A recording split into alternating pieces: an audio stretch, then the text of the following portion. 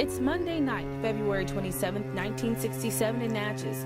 Local NAACP Treasurer Larche Jackson is making his way home from work at Armstrong Rubber. It was a devastating night.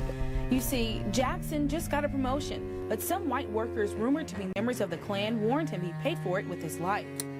The threat? Bombing his car the same way local NAACP President George Metcalf blew up 2 years earlier, maiming him. They said the next time they planted that bomb, they're going to make sure that the person died.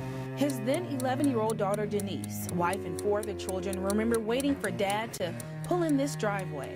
We heard this blast. A bomb under Jackson's car explodes. Cops then told the paper it had more explosives than necessary to, quote, do the job. I can remember the people in the street, and they wouldn't let us get over there. Fast forward more than 40 years and 2 FBI investigations. Still, no justice for Jackson. I ordered his death certificate. On it, it had accidental. That's not accidental death. This is the very area where Larche Jackson's truck exploded that night, representing a crossroads of civil rights cold cases of the past. But Larche Jackson is one of more than 40 names on the FBI's cold case list. Now, it's a race against time to bring the color of justice to families still crying out for answers. It's been very difficult from a number of perspectives, simply because of the age of the cases primarily. Jackson FBI Division Director Fred Brink says disappearing or decaying evidence and dying witnesses make it tough to tackle the cold cases. Racing against time, yes. However, we will take the time that is needed in order to make sure that we get the facts right. For some victims, faces and facts. For others, just silhouettes and stories. Many shot at close range. Others drowned. But after pouring through 3 different cold case lists, I found all the facts just aren't the same. Take a look at C.H. Pickett. The FBI's records say he died in Georgia in police custody. The Southern Poverty Law Group Center's list says he was killed by a white farmer in Yazoo City, and he's not even on the Jackson Division's list.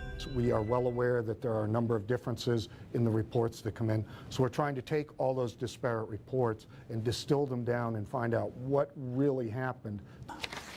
Owen Brooks, he's the director of the Mississippi Veterans of the Civil Rights Movement. He led the movement in the Delta in the 60s. The FBI came to him for help. Just looking over the list, I guess those are the ones that I knew. But he says the FBI's efforts today won't make up for poor police work yesterday. Justice wasn't done, and there's not much hope of justice being done. Brooks pointing to the cruelty by some white cops he endured firsthand. They were crude and rude, and they didn't keep good records during those days, and they didn't care about black people. People like Denise Ford's father. Do you feel that the FBI has been doing enough to bring closure to the case? No, they're not. Ford prays the FBI's third look into her dad's death will calm her crying and bring her closer to closure. We will not no longer be living this nightmare of who, of when, will it ever close? A nightmare dozens of families hope will end. Reporting in Natchez, I'm Jessica Larche, Fox 40 News at 9.